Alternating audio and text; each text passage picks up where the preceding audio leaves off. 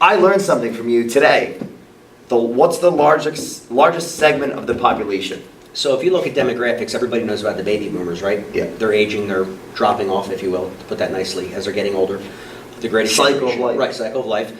But after the baby boomers, of course, is Generation X, right? And when you combine those two groups of people, it makes up the largest segment of our population, which is people in their mid to late 30s all the way up, Yeah. right? More so late 30s, I believe. But anyway, the point being, that's the largest segment of our population today. I've heard, I read articles on this, that after 30 years old, our body starts to develop or distribute less human growth hormone in the pituitary. Yeah.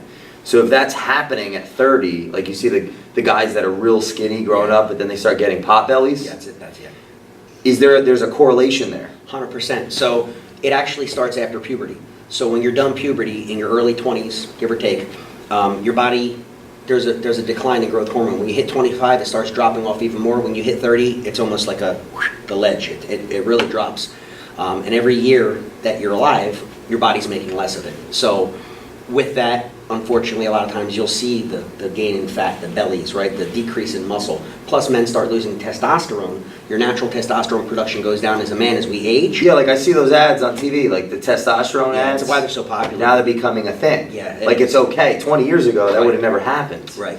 So you're saying this gel, this company that you're a part of, has a solution to that. Yeah. So what the human growth hormone does, it's actual somatropin, right?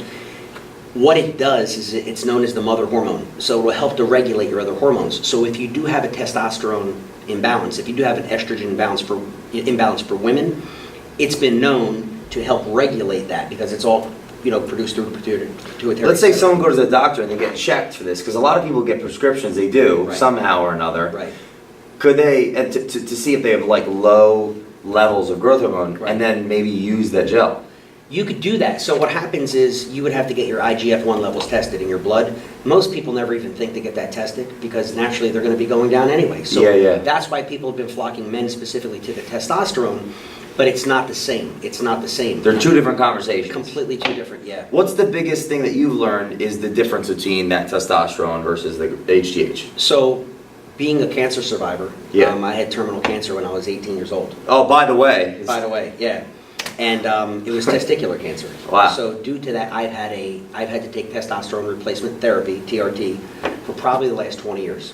Started off taking the creams, the gels rubbing in, and then I went to injections, which I still take a needle twice a week, every 3.5 days, just to maintain a normal level of testosterone because of the illness that I So had. it's interesting you bring this up because there's so much cultural misnomers, I think, on all that, is that people abuse those things. They're like, without that, you would not have a normal life. I would. That's kind of profound. So here's the thing. Prior to taking it, I was extremely overweight. My beard wasn't growing. I just didn't feel good. I was lethargic. Right. All the symptoms that they talk about on these TV commercials with low testosterone, I had them all in my late 20s. And you didn't deserve that, right? Yeah, like life I is didn't just know why. life. Yeah, right? I didn't know why. And I got my levels tested, and they were extremely low from the illness. Now, after I was sick and I recovered, I was healed from the cancer.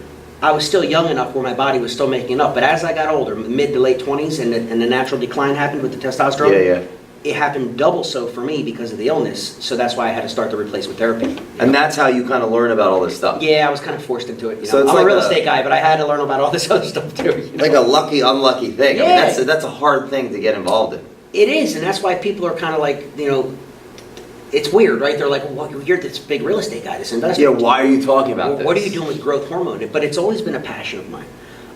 Having been sick and almost dying, health, wellness, feeling good, living longer, longevity, it's always been a passion of mine. Dare I say more than real estate? I mean, it's keeping you alive. Yeah, pretty much. Well, at least it keeps the beard growing. Yeah, no, that's amazing. Right?